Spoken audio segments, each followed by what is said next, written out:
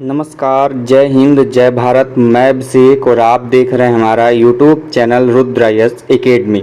दोस्तों, एक बार फिर से आप सभी का हमारे इस यूट्यूब चैनल पर हार्दिक स्वागत है।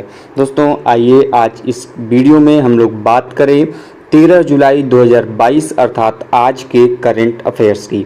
जी दोस्तों, हम लोग प्रतिदिन डेली बेसिस पर करंट अफेयर्स की चर्चा करते हैं और दोस्तों बहुत ही कम समय में टू द पॉइंट वो सभी प्रश्न दोस्तों हम लोग बात करते हैं, डिस्कस करते हैं, जो कि दोस्तों आपकी प्रतियोगी परीक्षाओं में टू द पॉइंट पूछे जाते हैं।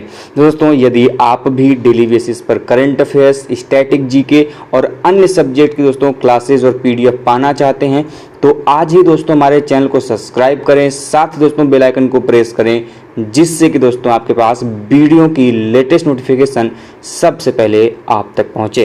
दोस्तों, आइए बिना कुछ समय गवाए चलते हैं अपने प्रश्नों की तरफ, जो कि आप स्क्रीन पे दोस्तों आसानी से देख पा रहे होंगे।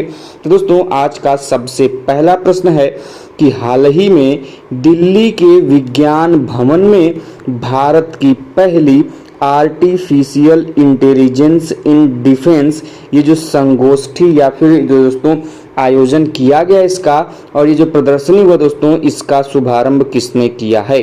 तो दोस्तों ध्यान रहे कि यह जो आर्टिफिशियल इंटेलिजेंस इन डिफेंस का दोस्तों यह संगोष्ठी हुआ है, इसका शुभारंभ किसने किया है। तो आपके पास ऑप्शन दोस्तों अमित शाह, राजनाथ सिंह, नरेंद्र मोदी या फिर एस जयशंकर। तो आपके सामने ऑप्शन कौन कौन से दोस्तों, अमित शाह, राजनाथ सिंह, नरेंद्र मोदी और एस जयशंकर। तो दोस्तों ये जो आर्टिफिशियल इंटेलिजेंस इन डिफेंस दोस्तों संगोष्ठी का शुभारंभ किया दोस्तों, ये हमारे रक्षा मंत्री राजनाथ सिंह के द्वारा, किसके द्वारा दोस्तों, राजनाथ सिंह के द्वारा दोस्तों क्या किया गया है, इसकी शुरुआत, शुभारंभ क्या किया गया दोस्तों, किया गया है।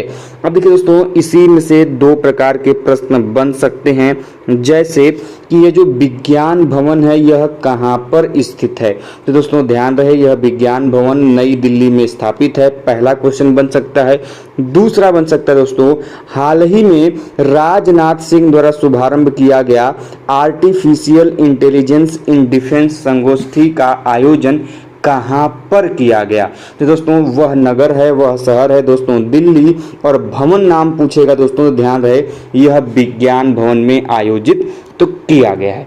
दोस्तों प्रश्न, मेरे कहने का सिंपल सा मतलब ये है कि प्रश्न आपसे किसी भी प्रकार से पूछा जा सकता है, तो प्रश्न के सभी एस्पेक्ट को, सभी दृष्टिकोण को आपको खंगालना पड़ेगा कि प्रश्न कैसे भी पूछे, आपके प्रश्न के जवाब आपके पास होने चाहिए। तो सभी प्रकार से प्रश्नों को पढ़िए और उनको सॉल्व करने की कोशिश करिए।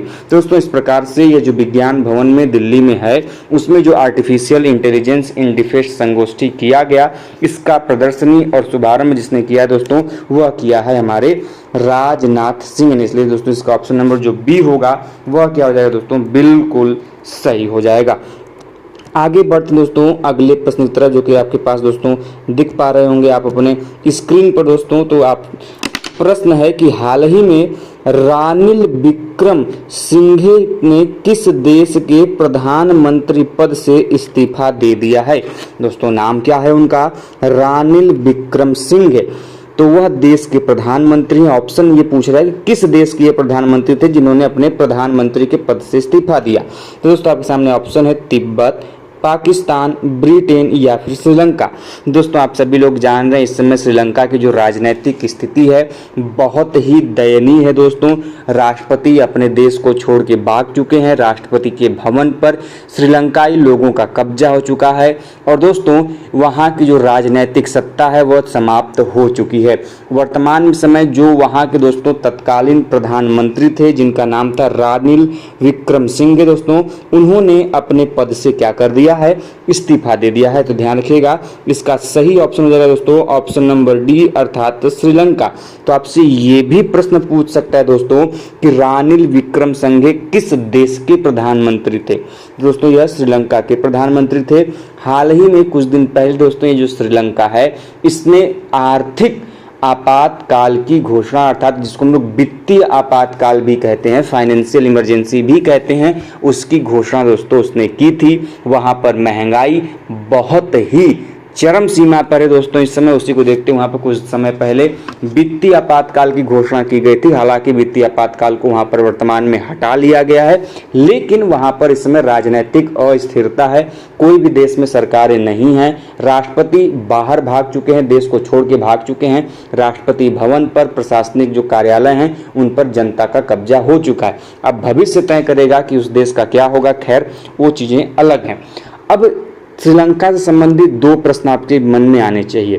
पहला कि श्रीलंका का एक बड़ा प्राचीन नाम है जो आपके एग्जाम में कई बार पूछा जाता है कि श्रीलंका को किस प्राचीन नाम से जानते हैं, या फिर वही नाम देके आपसे एग्जाम में पूछ लेता है।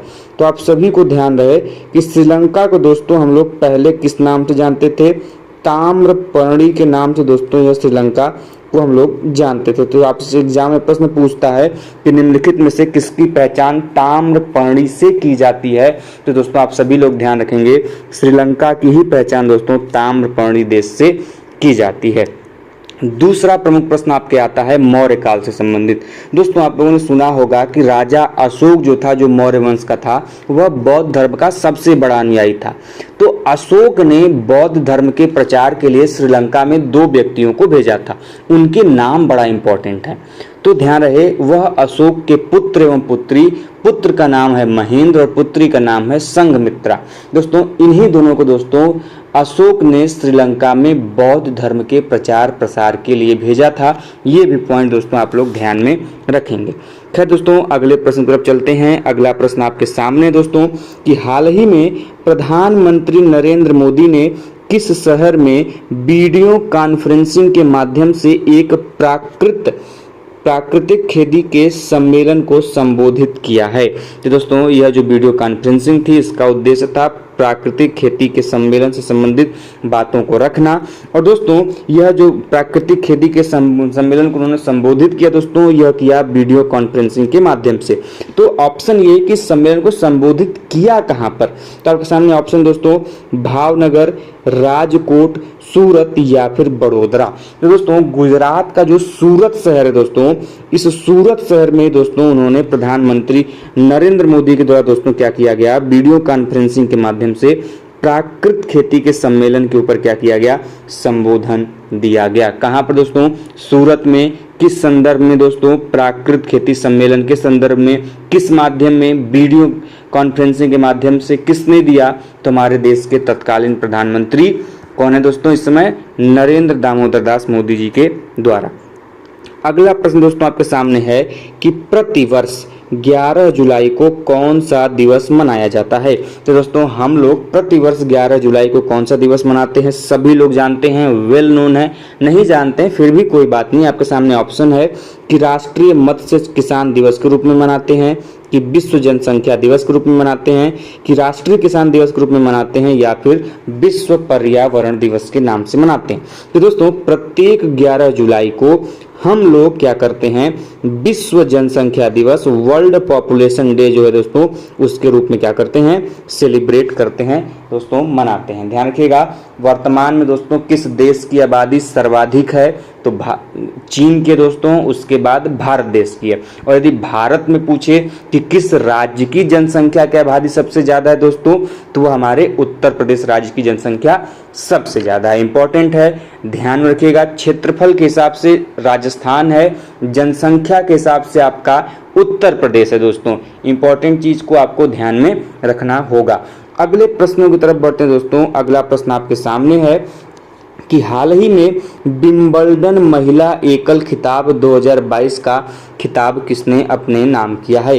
तो दोस्तों ये जो हाल ही में विंबलडन महिला एकल खिताब 2022 हुआ था दोस्तों, उसको किसने जीता है दोस्तों, तो आपके सामने ऑप्शन है एलिना रिबाकिना ने, सिमोना हालेप ने, जेसिका पेगुला ने, या फिर ऑन्स जेब्योर ने।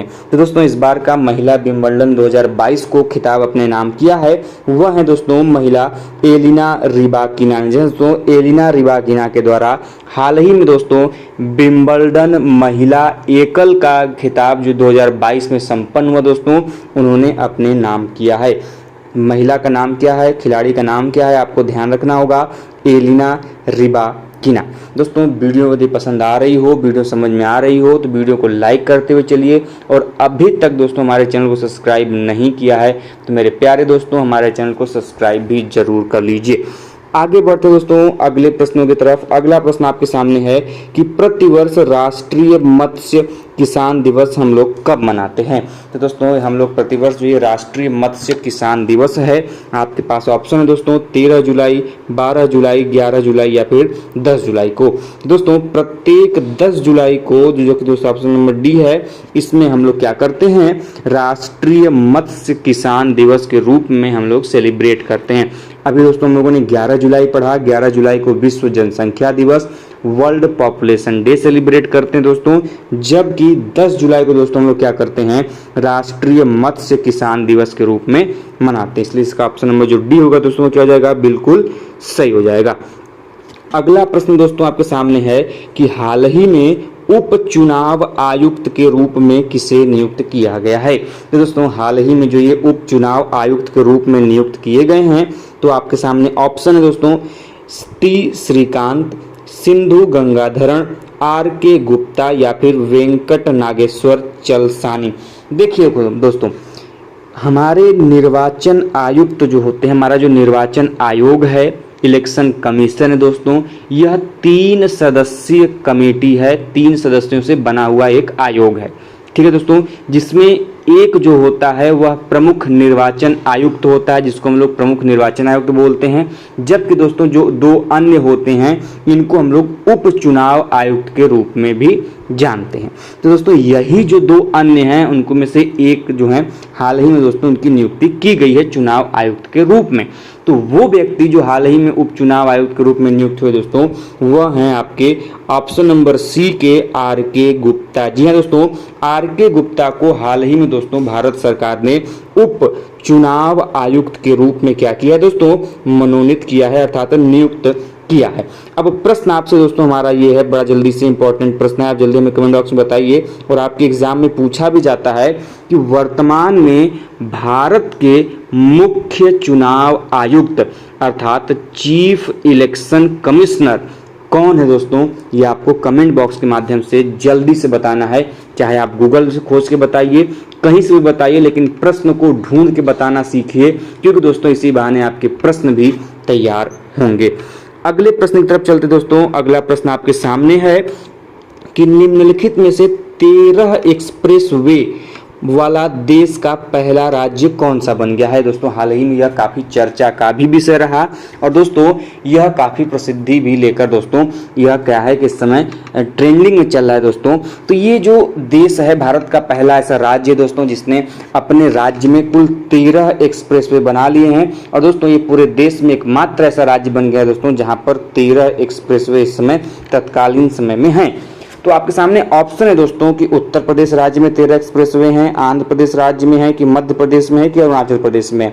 दोस्तों उत्तर प्रदेश राज्य ने दोस्तों हाल ही में यह नया कारनामा स्थापित किया है कि उसमें वह एकमात्र ऐसा राज्य बन गया दोस्तों पूरे देश में जिसके पास 13 एक्सप्रेसवे हैं। तो दोस्तों 13 एक्सप्रेसवे वाले राज्य का नाम क्या है दोस्तों, उत्तर प्रदेश है। उत्तर प्रदेश से एक प्रश्न और बनता है कि उत्तर प्रदेश का पहले किस नाम से जाना जाता था। तो ध्यान रहे दोस्तों, उत्तर प्रदेश को पहले हम लोग संयुक्त प्रांत के रूप में, यूनाइटेड प्रोविंस बोलते दोस्तों उसको, जो कि बाद में दोस्तों उत्तर प्रदेश के नाम से जाना गया। पहले यह किस नाम से जाना जाता था, संयुक्त प्रांत अर्थात यूनाइटेड प्रोविंस के नाम से जाना जाता था। इसलिए दोस्तों इसका ऑप्शन नंबर जो ए होगा उत्तर प्रदेश सही होगा। उत्तर प्रदेश हाल ही में किस लिए फेमस है, क्योंकि यहाँ पर 13 एक्सप्रेसवे का निर्माण कर लिया गया है। अगले प्रश्न की तरफ चलते दोस्तों। अगला प्रश्न आपके सामने है कि हाल ही में केंद्रीय गृह मंत्री अर्थात हमारे जो होम मिनिस्टर है दोस्तों वह कौन है, अमित शाह। तो अमित शाह ने दोस्तों किस शहर में आयोजित उत्तरीय क्षेत्रीय परिषद की 30वीं बैठक की अध्यक्षता की है। तो दोस्तों ये देखिए इसी प्रश्न में एक प्रश्न और छिपा है। क्या छिपा है भाई, कि हाल ही में आयोजित उत्तरी क्षेत्रीय परिषद की 30वीं बैठक की अध्यक्षता किसने की। तो यदि अध्यक्षता पूछेगा तो केंद्रीय गृह मंत्री अमित शाह ने की। दूसरा कि यदि प्रश्न ये पूछे कि हाल ही में केंद्रीय गृह मंत्री अमित शाह ने जयपुर में, या फिर दोस्तों जो भी इसका ऑप्शन सही होगा उसकी अध्यक्षता किस चीज की अध्यक्षता की, ध्यान रहेगा, यह उत्तरीय क्षेत्रीय परिषद की 30वीं बैठक की अध्यक्षता की। या फिर ये आपसे एग्जाम में प्रश्न पूछ देगा कि हाल ही में केंद्रीय गृह मंत्री अमित शाह ने क्षेत्रीय परिषद की किस बैठक की अध्यक्षता की है। तो ध्यान रहे दोस्तों, यह कौन सी बैठक है, यह 30वीं बैठक है, इस बार की यह 30वीं बैठक है। तो प्रश्न ये आपका यहाँ पर यह है कि किस शहर में यह क्षेत्रीय परिषद की 30वीं बैठक आयोजित की गई है। तो ऑप्शन आपके पास दोस्तों जयपुर, नई दिल्ली, चंडीगढ़ और जोधपुर। तो दोस्तों इसका सही ऑप्शन क्या हो जाएगा दोस्तों, इसका सही ऑप्शन हो जाएगा जयपुर। जी दोस्तों, जयपुर में दोस्तों हाल ही में अमित शाह ने, जो कि हमारे देश के गृह मंत्री हैं, उन्होंने दोस्तों उत्तरी क्षेत्रीय परिषद की 30वीं बैठक की क्या है की है दोस्तों, अध्यक्षता की है। और दोस्तों आज के अंतिम प्रश्न की तरफ चलते हैं, जो कि आपके सामने है दोस्तों, कि हाल ही में गुजराती में स्वाधीनता संग्राम ना शूरवीरो नामक पुस्तक का विमोचन किसने किया। तो दोस्तों काफी इंपॉर्टेंट पुस्तक है दोस्तों, यह जो पुस्तक है स्वाधीनता संग्राम ना शूरवीरो, इसके ऑप्शन है दोस्तों आपके अनुप्रिया पटेल, मीनाक्षी लेखी, एक्स जयशंकर या फिर स्मृति ईरानी। दोस्तों हाल ही में इस पुस्तक का विमोचन किया है मीनाक्षी लेखी। दोस्तों मीनाक्षी लेखी के द्वारा ये जो गुजराती पुस्तक है जिसका नाम है स्वाधीनता संग्राम न शूरवीरो, इसका क्या किया गया, विमोचन किया गया है। अब हमें जाते जाते आप हमें कमेंट बॉक्स के माध्यम से जल्दी से बता दीजिए कि यह जो पुस्तक स्वाधीनता संग्राम न शूरवीरो है, इसके लेखक कौन है। विमोचनकर्ता का तो नाम आप लोगों ने जान लिया कि मीनाक्षी लेखी है, लेकिन इसे लिखा किसने है, ये बात आपको हमें कमेंट बॉक्स के माध्यम से बतानी है। साथ ही आप हमें ये भी बताते जाइए भाई, आप लोगों का बड़ी कृपा होगी कि आज की यह वीडियो आपको कैसी लगी, वीडियो समझ में आई कि नहीं आई, हमें कमेंट बॉक्स के माध्यम से जरूर बताइएगा। तो दोस्तों मिलते हैं इसी प्रकार की अपडेट और इन्फॉर्मेशन के साथ नेक्स्ट वीडियो में। तब तक के लिए अपना प्यार बनाए रखिए। जय हिंद, जय भारत, हर हर महादेव।